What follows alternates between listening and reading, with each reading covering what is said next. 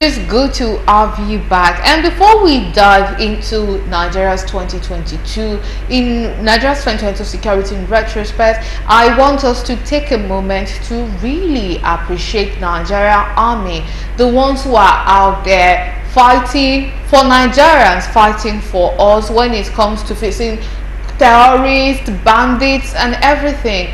Lots of them lose their life on a daily basis, and this is to all of these heroes, and this is also to their family. We thank you so much for making Nigeria, for attempting to make Nigeria a safe place to live in, because I feel like Nigerians are fond of only posting, retweeting, talking about the bad things that has happened. Oh, they caught someone doing this. But when they are doing good, it is also important that we appreciate their efforts. And now, talking about Nigeria's 2022 security, I must say we've really received a lot of votes this year when it comes to our security. But from your own perspective, how did we do in 2022? 2022 was a wonderful year that called for retreat, that calls for review of activities and opportunity for us to address those inadequacies we had inherent in the system, the shortfalls, and see how we can improve what we have. Currently, as of last year, there were certain things that were done right. There were also a lot of things that were done wrong.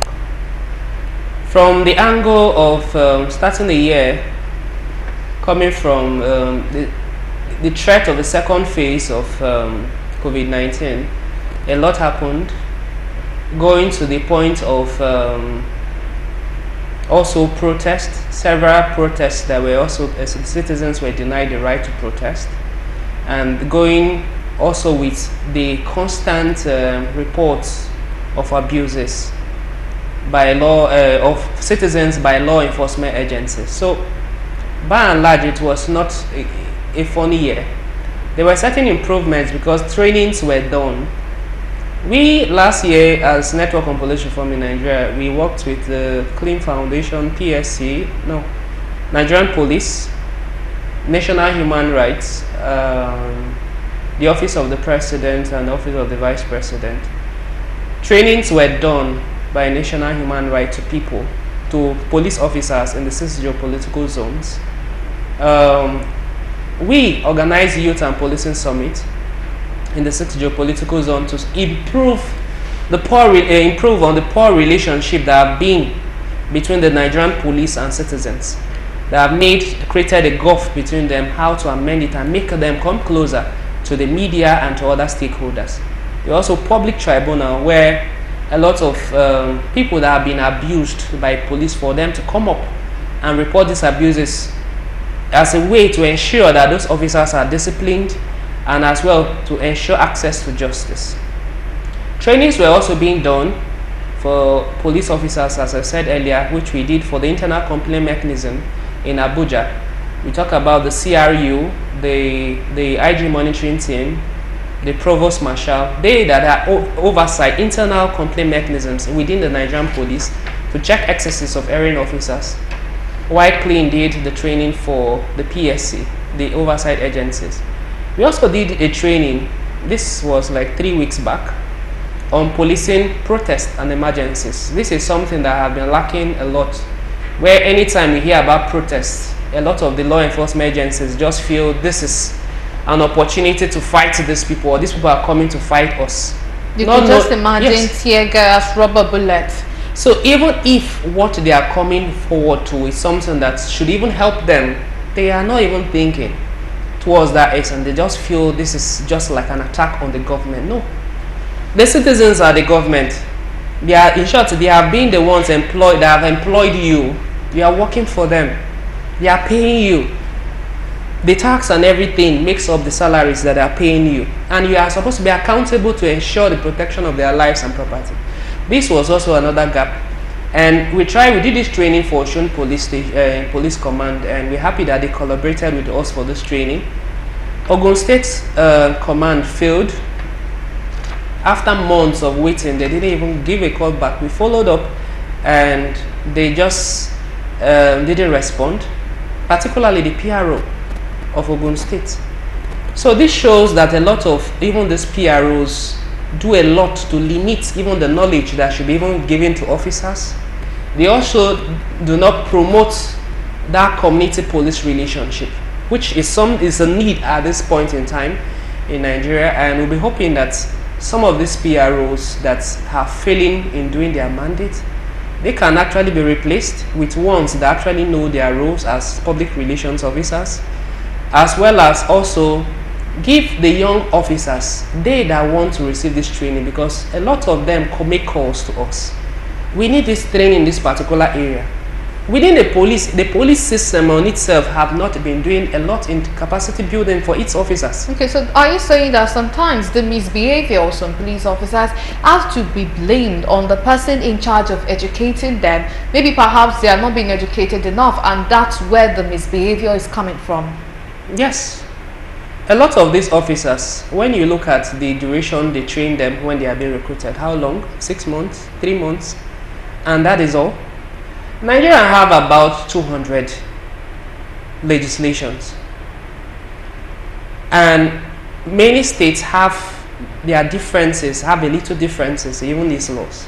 So if you have worked your whole life in a particular state, you may just understand maybe the laws that are in a particular state. In short, a lot of persons still do not even know that some laws exist.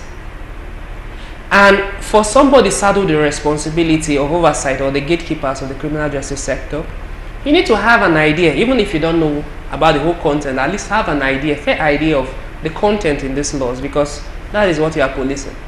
So if you don't understand what is contained in the law, it means you are using your own personal perception in carrying out your duty or the directives given to you by your superior. And if your superior is also ignorant of the law, what happens? Ignorance is teaching ignorance. It will get worse. So it gets to some extent that they are not policing the law, but they are doing what they want. And that is in a state of anarchy. And that is where the oversight agencies are also supposed to step in to check those gaps. So a lot of these officers don't know about the law. We have done training this last year, and as I said, one of the trainings I asked, how many of you have seen the Police Act? Out of 30 officers, only 2 said they have seen the Police Act. This is police officers saying they have not seen the Police Act of 2020. Police officers, this is your guide, this is your Bible. They have not seen it. When I asked how many have gone through it, they said about 2 again said they have gone through it. So the remaining 28 have not gone through the Police Act. So what is guiding their operations? So they do not even know what is in there for their favor and when to clamor for these things to be implemented. They don't know. So sometimes they do certain things because of ignorance. They don't know. So they are working based on ignorance, and that is why we'll continue asking and talking about collaboration, partnership. No Print Foundation will always be there to ensure capacity building, particularly for commands that are willing to work with us. Those trainings we can come and do. We are not even asking for the means, like the state command is just to show, let them just bring up themselves, we are available for training. That's all. That is what we are only looking for. I will go there and ensure that we will contribute our own quota towards police reform. Because police reform is like a big area that requires reformation in a lot of areas, right? Because so training is one among the basic things. Yeah, and I know that a lot of people have been calling for more and more training. But when we look at one of the issues that seem to be faced with security in Nigeria, is as if we do not have enough security personnel, especially with the police. And when we look at, well, they do recruitment, of course they do recruitment, but still with this recruitment, like you said, training, and I don't know if you would say training and recruitment need to go hand in hand, because you see some people looking at the faces of these police officers, you'd be like, you must have been a bully in secondary school or maybe in your university days and all that. And then we have those people being in the force. I don't know, what do they expect of those people? How do they expect them to perform? Because you could imagine, like someone like that, whatever they are telling them, that you have to protect lives of citizens, you have to partner with security agencies, perhaps they might be too power drunk to even listen to what is being told. So how do we bridge that gap? There's a saying that goes that a foundation of somebody is uncharted understanding of that person. A lot of the security agents or law enforcement officers have actually, let me say, most of them have come from a humble background, and some persons actually get into the force just for the fact of getting a job, not that they are interested in the work. So you have maybe about 100 persons being recruited, you have about 10 persons that actually want to serve, as against those that were pushed from the community to go, and you have been troubled to also just go and join the force. And then you get those that they are putting their names, their parents, because of connections or networks, are putting their names, and it's not that they are competent or they have interest, but they are going there because let me not annoy somebody, and for one reason or the other they end up there. Okay, getting to there is the first thing. When you get there, what happens next? The quality of the training. A lot of us have called for reworking of the curriculum and also the duration of the training. It's not long enough, and I feel also a lot is missing also in the things to be taught to these officers. Yes, we know that throughout our life we learn. When you stop learning, it means you are dead. But a lot can be done. This can become a 4-year course for officers. So at the graduation, they are given certificate as graduates. Because so if they are also promoting them to reduce, because some of them, you meet them, they are not happy that they have been in the service for long, and some persons will just come with a degree and then they are above them and all. You have those cases. So how about just making maybe a 4-year or a 3-year course? So at the graduate point of you living, it's not just getting a certificate or training. You get maybe HND, something that even outside the force, you can still work.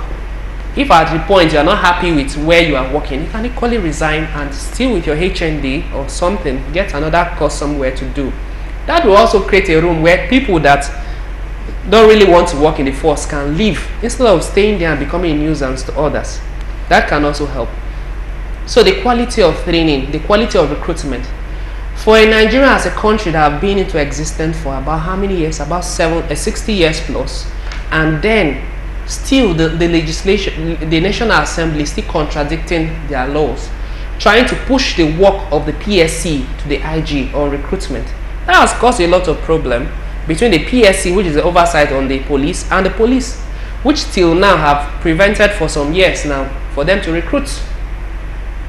Meanwhile, based on our constitution, recruitment is the mandate of the PSC. So from the point of view of recruitment, there is a problem in the country currently. Yes, the High Court have reminded that anything consistent with the Nigerian constitution is null and void. But the police, last year, the PSC made an announcement of recruitment, and the first PRO sent their own release that the police was not recruiting. That is the country where we are. So even punishment at that level, if as the PRO head, the public relations officer, and still you don't even know what is in the law, or because the IG is saying, or certain persons are pushing you to do certain things, and you go out there and do, they should be punished. But you know, it seems tricky, because I just have to say this very quickly, because you don't have much time left. When your boss is telling you to do something, you can't just say that, oh no, I can't do this. You know, it might cause friction. You might lose your job, especially if it's something you're passionate about. So when the person is being punished, should the boss not be punished? And who should even punish the boss? That is the essence of we having the Police Act of 2020, which creates room, also protects those officers acting in good faith. So if you are being told to go and murder somebody, and you know this is something wrong, the person, your boss or your senior officer directing you, is not the court of law. So it cannot permit you to hang anybody. So if you refuse and the person does anything, that is why we have the PSC there, right? To play oversight. There's a national human right. They too to play their own part. That is why we have the Police Act. So there are certain innovations in the Police Act that addresses some of these concerns. So if you are being dismissed unlawfully, you can reach out to NOPRIN Foundation. You can reach out to the National Human Rights. You can send a petition to National Human Rights, copy all of us. You can send to the PSC, which is oversight on the police directly. So that certain persons can also fight for your rights. Yes. Because as officers, primarily, you are a human being, you are a Nigerian before I became an officer. Yes, and that is very beautiful. But unfortunately, we've run out of time, and I must say